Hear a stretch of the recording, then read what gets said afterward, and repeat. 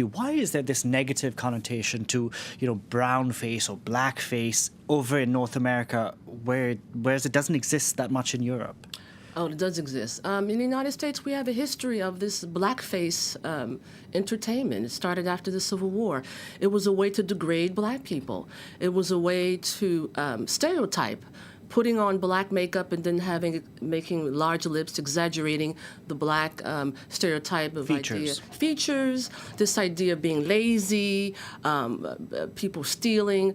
So the connotation is a negative stereotype, and it's been going on for a long time. People have made a lot of money out of it. And in fact, I brought something from my collection, How to Stage a Minstrel Show. So you can see that it was really big business, and it's continued. And so the fact that it's like he's mimic a group of people. Now, he was young. Not that young. He was. I think he was 20, wasn't he, when he did that? Well, it was 20 years ago. He's 47 now. Yeah. So yeah, he was in his mid-20s. The thing is that white folks need to understand the culture of others, to understand certain things that are hurtful to other people. And he said he was privileged. Well, you're privileged, but you don't know the history, why you shouldn't do this kind of thing. You're free to do what you want to do. If you want to put on blackface and try to act like you're black, fine, but then you have to suffer the consequences.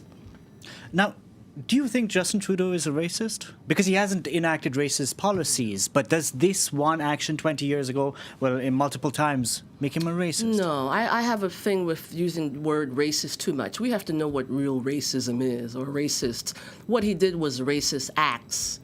But You find it offensive?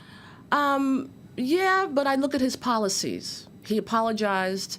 I'm looking at his policies. Who's on his cabinet? Apparently he has some people of color on his cabinet. So I'm not offended because you get used to it. Actually, I hate to say it, but it's sort of like I'm not shocked. A lot of people have done it. And people, in fact, in France, I've had 2 people say, oh, I'm going to do blackface. And I said, well, do it, but make sure you don't do the exaggeration of lips. If you want to do it, do it. But then how do you think it's going to affect me? But are you, yeah. So that is the thing. How do you think it's going to affect other people? So if people put on blackface, but they don't exaggerate the features, the lips, and, For me, as an artist, you do what you want. It depends on if you're walking in someone else's shoes, how are they going to feel? That's the thing that I think the white community has to understand. How does the other person feel? You do what you want, but how is it going to make me feel? If you don't care about my feelings, that's kind of racist. It's also kind of a lack of generosity, understanding the history of the other. I think it's important to understand why that blackface, because for years it offended people. But do you think there's this fine line between, wanting to, Justin Trudeau, he tends to cross this line because, I don't know if you recall, he was in India last year, I believe, and he was, wearing all these Indian clothes, it's like he was going to an Indian wedding almost. Okay. And whereas the businessmen who he was meeting with were wearing just regular suits. And there's a line between cultural, how far do you go?